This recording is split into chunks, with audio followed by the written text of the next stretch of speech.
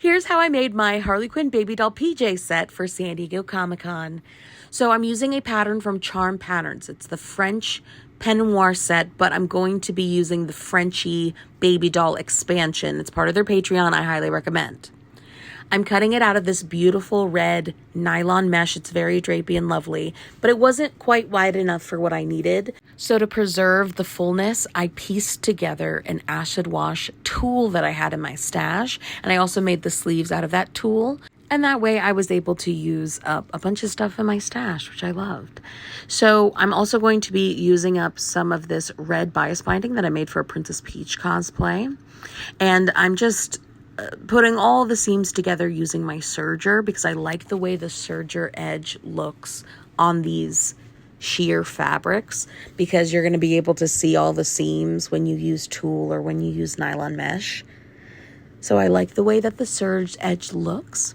And then I'm going to encapsulate the neckline and the sleeves into the red bias binding into one neckline by folding it over and top stitching. I'm adding elastic to the bottom of the sleeves so that they are a little bit poofy and gathered at the bottom. And I'm also embellishing the front of the robe with a velvet ribbon and pom-poms. When I entered the elastic into the sleeve, I realized it was too white and then you could see it. I thought that looked really messy, so I decided to dye the elastic red, and when you entered it, it looked almost invisible, so I'm really glad how that came out.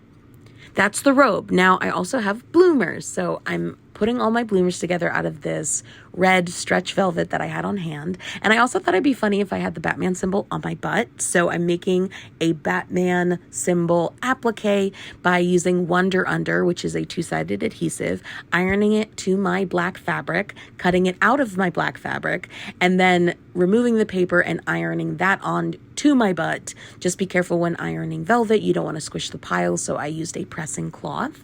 And then I'm appliquing down that Batman symbol using a satin stitch on my embroidery machine.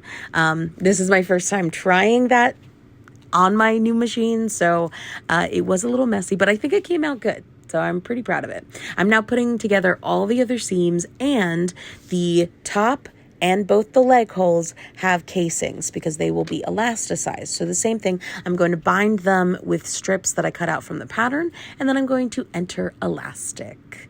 This was honestly such a fun and easy build, and I just so love the result of this. I think it's such a cute and clever little PJ set.